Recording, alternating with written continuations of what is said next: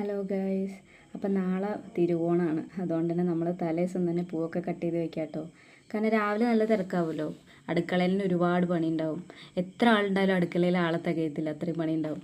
അതുകൊണ്ട് രാത്രി അതൊക്കെ കട്ട് ചെയ്ത് വെച്ചുകൊണ്ട് രാവിലെ സുഖമായിട്ട് വേഗം പൂക്കളം ഇട്ടു. പിന്നെ ഈ പൂക്കളം ഞാൻ തന്നെ വരച്ചേട്ടാ. അതുകൊണ്ട് അത്ര നല്ലതൊന്നുമല്ല, കാരണം എനിക്കറിയൊന്നുമില്ല.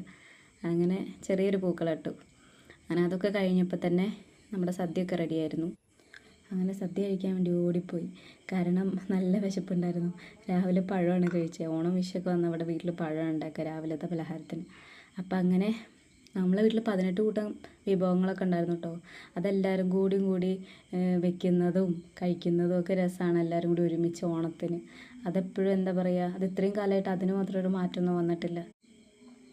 ഇതൊക്കെ കഴിഞ്ഞ് കഴിഞ്ഞാൽ ഞങ്ങൾ നേരത്തെ ഫുഡ് കഴിക്കും. അങ്ങനെ ഇതൊക്കെ കഴിഞ്ഞ് കഴിഞ്ഞാൽ നേരെ അമ്മമ്മേൻ്റെ വീട്ടിൽ പോവും. ഞങ്ങൾ ഒരു ആ സമയത്ത് തന്നെ എല്ലാവരും മേമ്മമാരും എല്ലാവരും വരും. അപ്പോൾ അവിടെ നിന്ന് ഇപ്രാവശ്യം പോയപ്പോൾ അവിടെ ഓണക്കളിയൊക്കെ ഉണ്ടായിരുന്നു, അവിടുത്തെ അടുത്ത വീട്ടിലെ ചേച്ചിമാരൊക്കെ വക. അപ്പോൾ അതൊക്കെ കണ്ട് നല്ല രസമായിരുന്നു കേട്ടോ ഇപ്രാവശ്യത്തെ ഓണം.